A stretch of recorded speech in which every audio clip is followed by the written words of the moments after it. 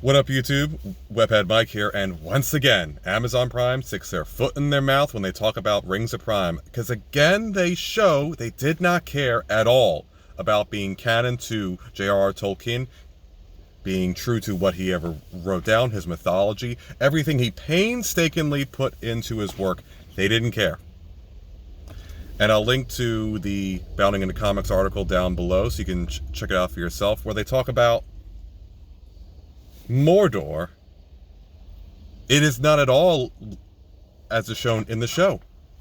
Mordor was slowly sculpted into the way it was over years and centuries, and then it became hospitable for a place for Sauron to make.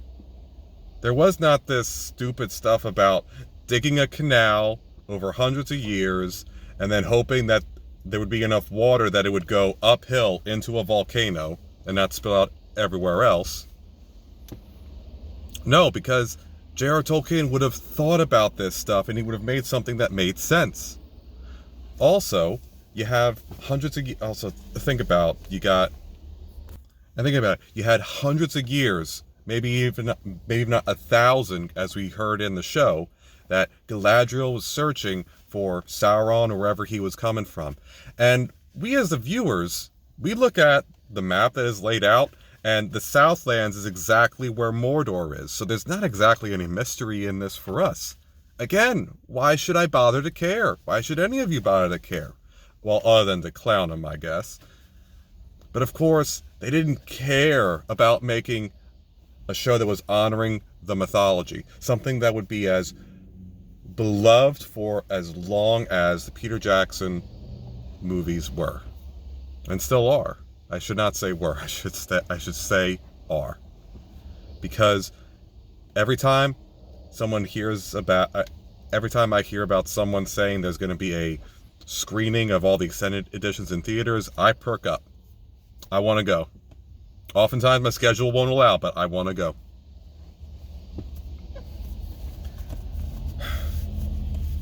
But again, as I said before, the breaded tell on themselves. And these people always tell on themselves that they didn't care about being true to Tolkien. They wanted this to be a platform for whatever they are doing.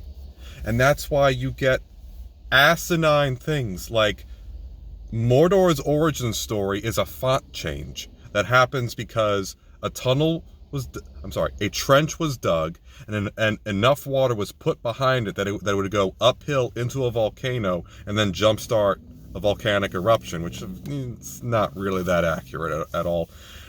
Also, they can bring on whatever geologists they want. No one is surviving a pyroclastic flow. Just ask the people of Pompeii. Elves are not fire retarded. Maybe some tieflings are, but they aren't in Tolkien's mythology. Again, he would have thought about this stuff.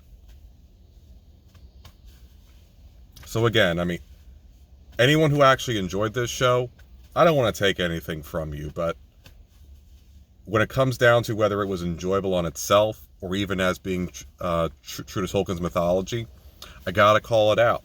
Because if they're going to put Lord of the Rings anywhere near their work, or say inspired by Tolkien or based on Tolkien, I have to bring this up, because I just can't let this be memory hold.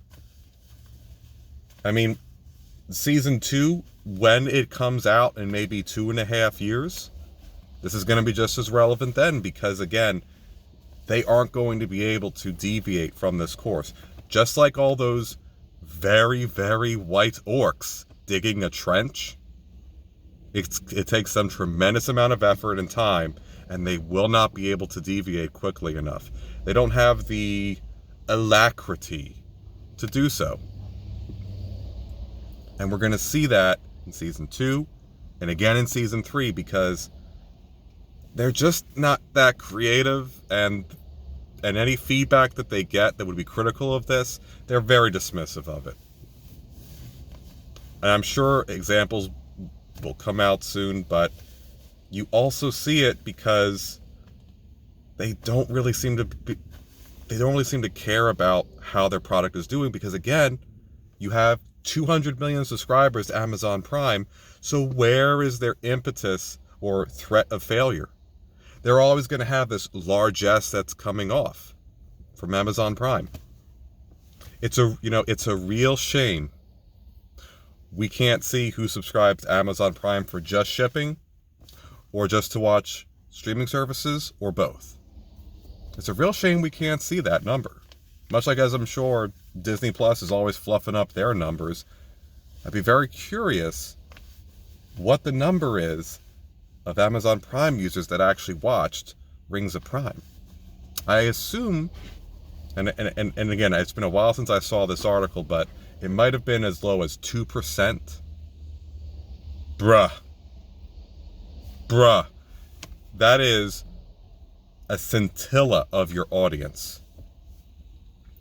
And mind you, sure, you bought your way into the Tolkien name, but you can't buy your way into the fandom. You can buy all the interest you want. And believe me, I know they promoted the hell out of this to make sure they would get as much reach as they could.